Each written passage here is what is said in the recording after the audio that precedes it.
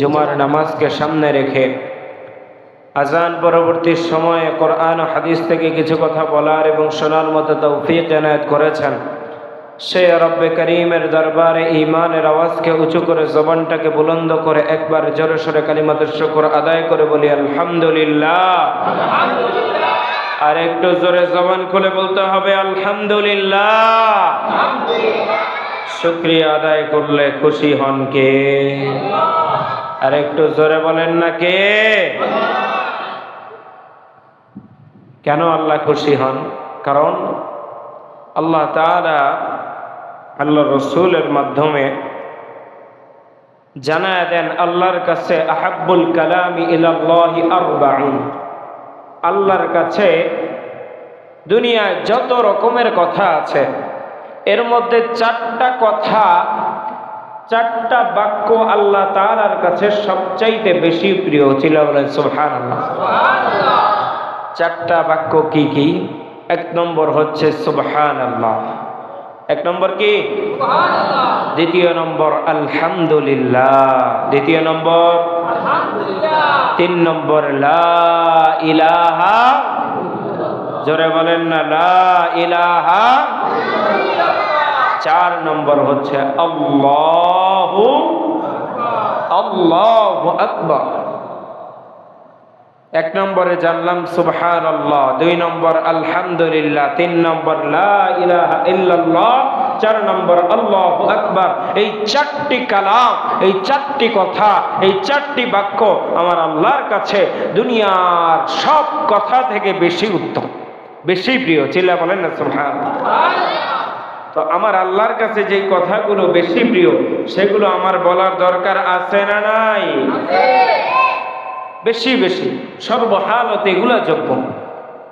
আল্লাহর যেই কথাগুলো পছন্দ সেগুলো আমি যত বেশি বলবো তত বেশি আল্লাহর নৈকট্য আমাদের হাসিল হবে। কি বলেন? কথাটি কি না? আল্লাহর নৈকট্য, আল্লাহর নিকটবর্তী বান্দা যদি আমি আপনি হতে চাই, তাহলে আল্লাহ যেই সমস্ত কথা, যেই সমস্ত কাজ আমার আল্লাহ পছন্দ করেন, সেই সমস্ত কাজ, সেই সমস্ত কথা আমাদেরকে বলতে হবে। কি ঠিক না ভাই? বলবো তো ইনশাআল্লাহ। আল্লাহ আমাদের সকলকে কবুল করুন, সকলে বলুন আমিন। সম্মানিত হাজিরিন, আমি আপনাদের সামনে যেই আয়াত তেলাওয়াত করেছি এবং যেই হাদিস আপনাদের সামনে উপস্থাপন করেছি, সেই আয়াত এবং হাদিস অনুসারে অল্প কিছুক্ষণ কথা বলবো। আপনারা সকলেই মনোযোগ সহকারে আমলের নিয়তে দিলের কান দিয়ে শ্রবণ করবেন ইনশাআল্লাহ। রাজি আছেন ইনশাআল্লাহ?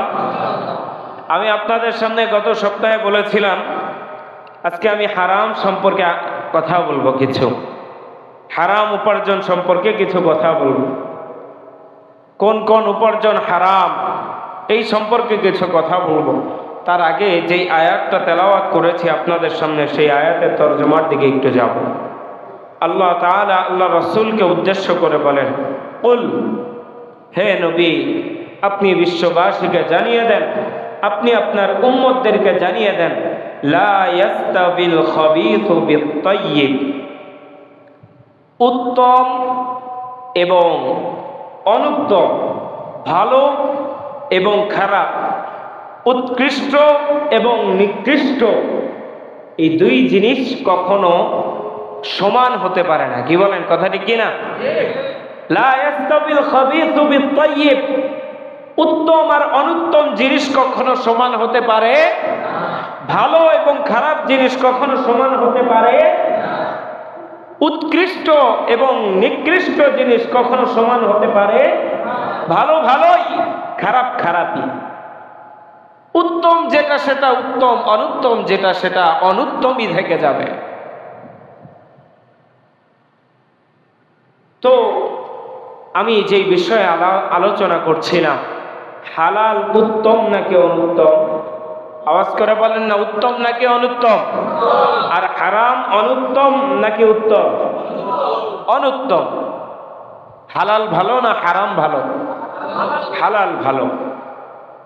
এই জিনিসগুলো জেনেও কিন্তু আমরা হারামের সাথে জড়িত আছি। তো এই জন্যই কিছু হারামের দৃষ্টান্ত আপনাদের সামনে তুলে ধরব।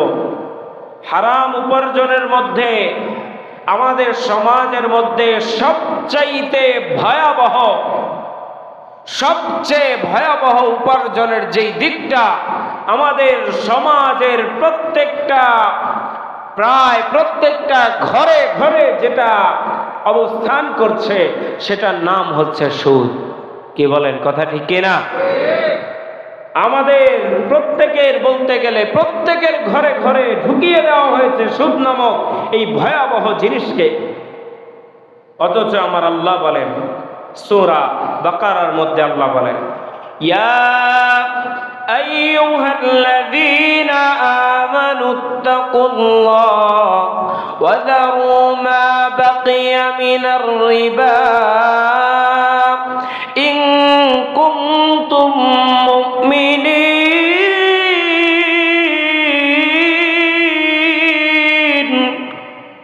আবার আল্লাহ বলেন, ইয়া আইয়ুহাল্লাযীনা আমানু, ও আমার ওই সমস্ত বান্দারা যারা আমি আল্লাহর প্রতি ঈমান আনছো, যারা আমি আল্লাহকে আল্লাহ বলে মানছো, যারা আমি আল্লাহকে রব বলে মানছো, ইত্তাকুল্লাহ, তোমরা আমি আল্লাহকে ভয় করো, আল্লাহকে ভয় করো, আল্লাহকে ভয় করো। কারণ আল্লাহকে ভয় করা ছাড়া কোন বান্দা কোনদিন গুনাহ থেকে বাঁচতে পারবে না। কারো মধ্যে যদি আল্লাহর ভয় থাকে সে গুনাহ করতে পারবে না, আর কারো মধ্যে যদি আল্লাহর ভয় না থাকে সে তার যা মন চায় তাই করবে, গুনাহ ছাড়তে পারবে না। কথা বলেন ঠিক কিনা? এজন্য আল্লাহ তাআলা প্রথমেই বললেন, ইয়া আইয়ুহাল্লাযীনা আমানু, ও আমার ঈমানদার বান্দারা, ইত্তাকুল্লাহ, তোমরা আমি আল্লাহকে ভয় করো, আমি আল্লাহকে ভয় করো। ওয়া যারু মা বাকিয়া মিনার রিবা, এবং তোমরা সুদকে ছেড়ে দাও। কোন জিনিসকে আল্লাহ ছেড়ে দিতে বললেন? সুদকে ছেড়ে দাও, সুদকে ছেড়ে দাও। আল্লাহ আবার বলতেছেন, ইন কুনতুম মুমিনিন, ও আমার ঈমানদার বান্দারা, তোমরা যদি প্রকৃত মুমিন হয়ে থাকো সুদকে ছেড়ে দাও, সুদ ছেড়ে দাও, সুদ ছেড়ে দাও। কারণ সুদ খাওয়া মুমিনের কাজ না। আল্লাহ এখানে হুঁশিয়ারি দিয়ে বললেন, তোমরা যদি মুমিন হয়ে থাকো, অর্থাৎ তোমাদের নামগুলো যদি মুমিনের খাতায় রাখতে চাও, তোমাদের নামগুলো যদি ঈমানদারদের খাতায় রাখতে চাও, তাহলে তোমরা সুদ ছেড়ে দাও, আল্লাহর ভয়ে সুদ ছেড়ে দাও। কারণ সুদ খাওয়া কোনো মুমিনের কাজ, সুদ খাওয়া কোনো মুমিনের কাজ। আল্লাহ তাআলা অন্য আয়াতের মধ্যে বলেন, আল্লাযীনা ইয়াকুলুনার রিবা লা ইয়াকুমুনা ইল্লা কামা ইয়াকুমুল্লাযী ইয়াতাখাব্বাতুহুশ শাইতান। আল্লাহ তাআলা ডাক দিয়ে বলতেছেন, দুনিয়ার মধ্যে যারা সুদ খায়, যারা সুদি লেনদেন করে, কিয়ামতের দিন ওই ব্যক্তিরা ওই ব্যক্তির ন্যায় কিয়ামতের দিন আল্লাহর সামনে দণ্ডায়মান হবে, যেই ব্যক্তিকে শয়তান আসর করে তার বুদ্ধি ভ্রষ্ট করে দিয়েছে, যেই ব্যক্তির উপর শয়তান আসর করে তার বিবেককে নষ্ট করে দিয়েছে, ওই ব্যক্তির ন্যায় যেই ব্যক্তি সুদ খায়, ওই ব্যক্তি দাঁড়াবে হাসরের দিন, কিয়ামতের দিন। কারণ দুনিয়ার মধ্যে তারা সুদকে হারাম মনে করত না, অথচ সুদ কি হারাম না হালাল? ও মুসলমান ইমানদার, জোরে আওয়াজ দিয়ে বলো, সুদ কি হারাম না হালাল? এটা কোত্থেকে পাইলাম? আল্লাহর কোরআন বলে দেয় সুদ হারাম না হালাল। আমার আল্লাহ বলেন, বান্দা আমাকে ভয় কর, সুদ যত খেয়েছিস সুদ বাদ দিয়ে দে। যদি মুমিন হয়ে থাকো, যদি মুমিনের খাতায় নাম লেখাইতে চাও, যদি মুমিনের খাতায় নাম রাখতে চাও, জান্নাত যদি পাইতে চাও, সুদ ছেড়ে দাও। সুতরাং ও মুসলমান, প্রশ্ন করতে চাই, সুদ খাওয়া যাবে? সুদ খাওয়া যাবে? সুদ দেওয়া যাবে? সুদ যে দিবে সেও জাহান্নামী, সুদ যে খাবে সেও জাহান্নামী, সুদের লেখক যে হবে সেও জাহান্নামী, সুদের সাক্ষ্যদানকারী যারা হবে তারাও জাহান্নামী। কথা বলেন ঠিক কিনা? শুধু মুখস্থ কথা বলতেছি না রে ভাই।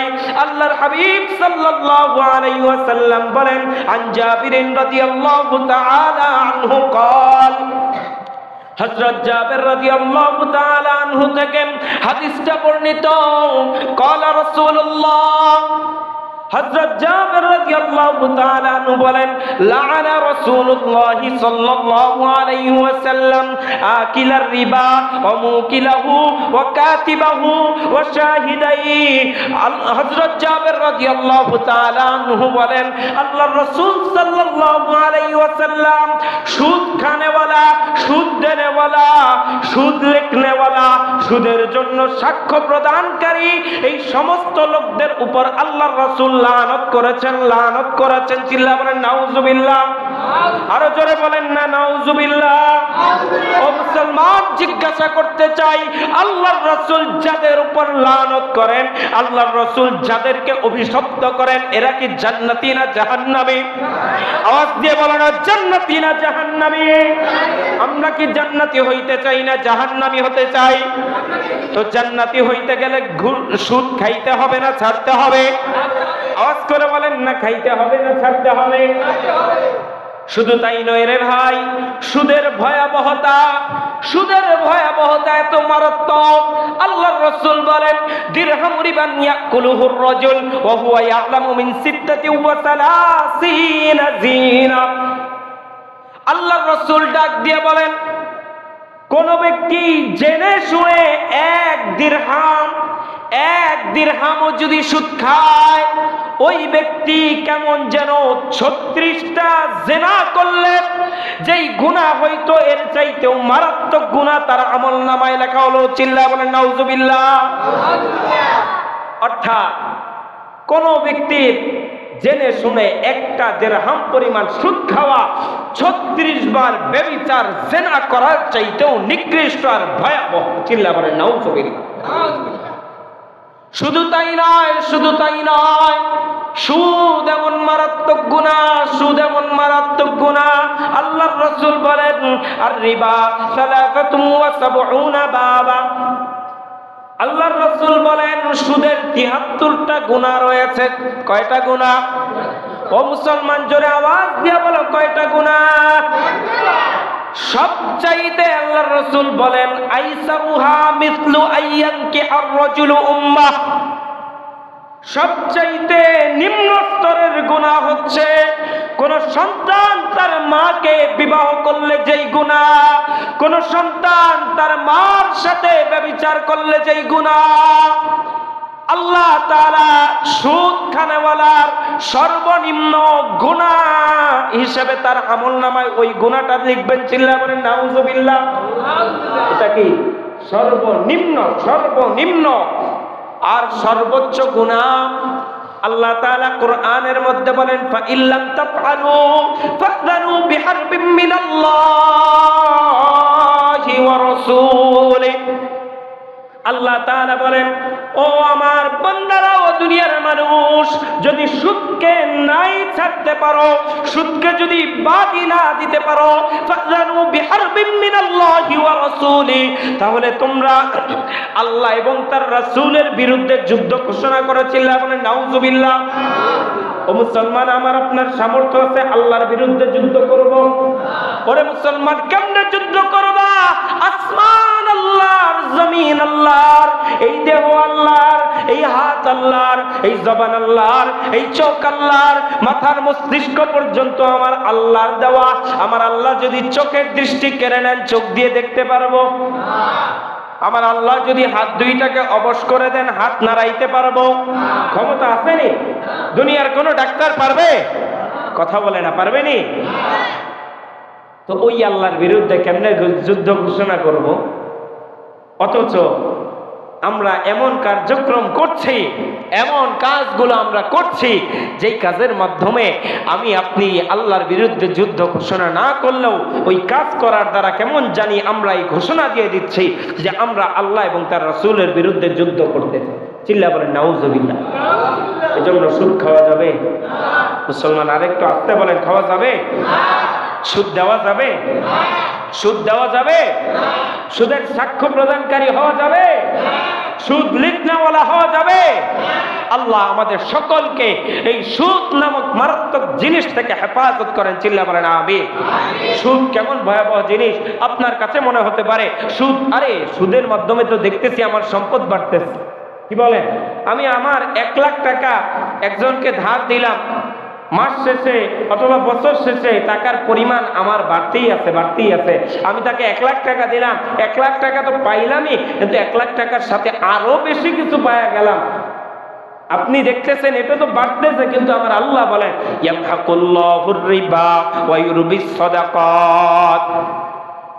আমার আল্লাহ বলেন, আল্লাহ তাআলা সুদ স্বাভাবিক দৃষ্টিতে দেখতে যতই বৃদ্ধি মনে হোক না কেন, আমার আল্লাহর কাছে সুদের সম্পদ বৃদ্ধি পায় না।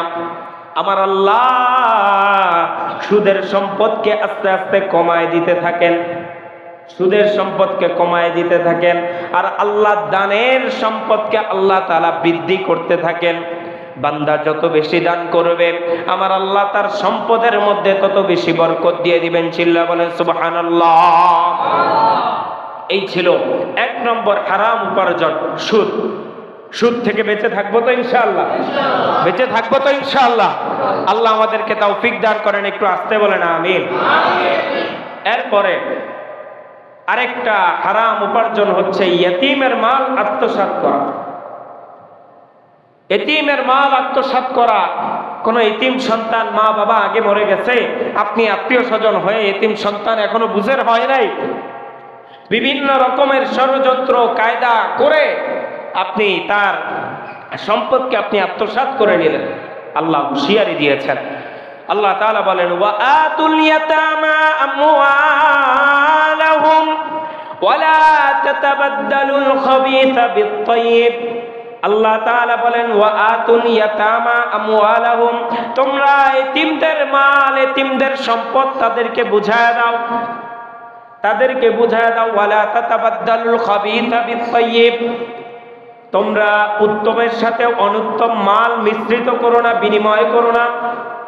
ধরেন আপনার মাল অথবা আপনার সম্পদ আছে, একটু জায়গাটা খারাপ, আপনি কি করলেন, একজন এতিম মানুষ বুঝে না, তাকে সুন্দর করে বুঝাই দিলেন যে আমার জায়গাটা তুমি নিয়ে নাও, তোমার জায়গাটা আমাকে দিয়ে দাও। আপনার পজিশন অনুযায়ী তার জায়গাটা একটু ভালো, আপনি তাকে একটু বিভিন্নভাবে বুস্টুস দিয়া তার জায়গাটা আপনি নিয়ে নিলেন, আপনার খারাপ জায়গাটা তাকে দিয়ে দিলেন। অথবা ধরেন আপনার কাছে একটা পোশাক দিয়ে উদাহরণ দেই, আপনার পোশাকটা একটু খারাপ, তার পোশাকটা একটু ভালো, আপনি তাকে একটা বুঝ দিয়া তার পোশাকটা আপনি নিয়ে নিলেন, আপনার খারাপ পোশাকটা তাকে দিয়ে দিলেন। এই কাজগুলো করবেন না, কারণ আল্লাহ তাআলা যারা এতিমের মাল জুলুম করে, যারা এতিমের মাল আত্মসাৎ করে, আল্লাহ তাআলা বলেন ইন্নাল্লাযীনা ইয়াকুলুনা আমওয়ালাল ইয়াতামা যুলমান ইন্নামা ইয়াকুলুনা ফী বুতুনিহিম নারা। আল্লাহ তাআলা বলেন নিঃসন্দেহে যারা এতিমদের মাল জুলুম করে, আত্মসাৎ করে, ইন্নামা ইয়াকুলুনা ফী বুতুনিহিম নারা, তারা যেন এতিমের মাল আত্মসাৎ করে নাই, তারা যেন এতিমের সম্পদ আত্মসাৎ করে নাই, বরং তাদের পেটের মধ্যে তারা আগুন প্রবেশ করাইছে। চিল্লা বলেন নাউজুবিল্লাহ। অর্থাৎ এতিমের মাল সে আত্মসাৎ করে নাই, বরং তার পেটের মধ্যে সে আগুন ঢুকাইল, তার পেটের মধ্যে সে আগুন ঢুকাইল। এজন্য প্রিয় মুসলমান ভাই, এতিমের মাল আত্মসাৎ করা যাবে না, এতিমের মাল আত্মসাৎ করা যাবে না। আল্লাহ রাসূল সাল্লাল্লাহু আলাইহি ওয়াসাল্লাম হাদিসের মধ্যে 7টা সর্বনাশী কাজ থেকে নিষেধ করেছেন। এর মধ্যে একটা কাজ হচ্ছে এতিমের মাল আত্মসাৎ করা। এতিমের মাল আত্মসাৎ করা, এতিমের মাল আত্মসাৎ করা থেকে আল্লাহ রাসূল নিষেধ করেছেন। এজন্য কোন এতিমের, আমার সামর্থ্য থাকলে আমি কোন এতিমের জন্য দয়া দেখাবো, উদার মনের পরিচয় দিব, কিন্তু এতিমের মাল আত্মসাৎ করা যাবে? আওয়াজ করে বলেন না, যাবে? 3 নম্বর, আমাদের সমাজের মধ্যে আরো ভয়াবহ একটা জিনিস, মদ্যপান। কি বলেন, আছে না নাই? মদ্যপান এবং জুয়ার ব্যবসা, এগুলা নিয়ে কথা। আগে মদের ভয়াবহতা একটু বোঝাই। আল্লাহ তাআলা মদকে হালাল করেছেন না হারাম করেছেন? আওয়াজ করে বলেন না, হারাম করেছেন না হালাল? আল্লাহ তাআলা সূরা মায়েদার মধ্যে বলেন, ইয়া আইয়ুহাল্লাযীনা আমানু ইন্নামাল খামরু ওয়াল মাইসিরু ওয়াল আনসাবু ওয়াল আজলাম রিজসুম মিন আমালিশ শাইতান। আল্লাহ তাআলা ডাক দিয়া বলেন, ও আমার ঈমানদার বান্দারা, নিঃসন্দেহে মদ, ওয়াল মাইসির জুয়া, ওয়াল আজলাম ভাগ্য নির্ধারক, ওয়াল আনসাব, আল্লাহ তাআলা মূর্তির কথাও বললেন। এই জিনিসগুলো হচ্ছে শয়তানের কাজ, এগুলো নাপাক, এগুলোর দিকে তোমরা যাও না। ফাজতানিবু, এগুলোকে পরিহার করো, লাআল্লাকুম তুফলিহুন, যাতে তোমরা সফল কাম হতে পারো। আমরা কিভাবে সফল কাম হব, ওই পথও আমার আল্লাহ বাতলে দিচ্ছেন। চিল্লা বলেন না সুবহানাল্লাহ। ও বন্ধু আমার, আল্লাহ তাআলা এখানে বলে দিলেন মদ নাপাক, মদের কাছে যাও না। জুয়া এটা নিকৃষ্ট জিনিস, জুয়ার ধারে কাছে যাও না। মূর্তি পূজা করা এটা খারাপ কাজ, এটার ধারে কাছে যাও না। ভাগ্য নির্ধারণকারী গণকের কাছে যাও না, এগুলা খারাপ জিনিস, এগুলা হারাম।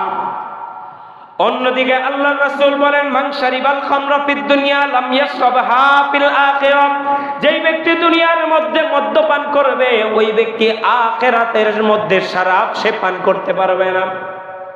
যেই ব্যক্তি দুনিয়ার মধ্যে মদ্যপান করবে, ওই ব্যক্তি আখিরাতের শরাব, আখিরাতের সুমিষ্ট সুন্দর সুন্দর পানীয়গুলো সে পান করতে পারবে না।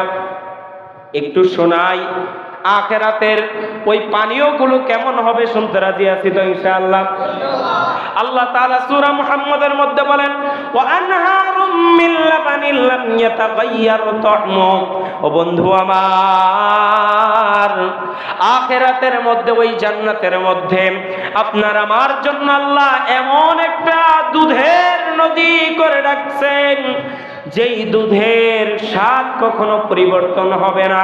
দুনিয়ার দুধ আমরা পান করি, সকাল থেকে বিকাল হলে দুধের স্বাদ চেঞ্জ হয়ে যায়, দুধের মধ্য থেকে দুর্গন্ধ চলে আসে, ওই দুধ আর নাকের কাছে নেওয়া যায় না, মুখ দিয়ে সেটা আর পান করা যায় না।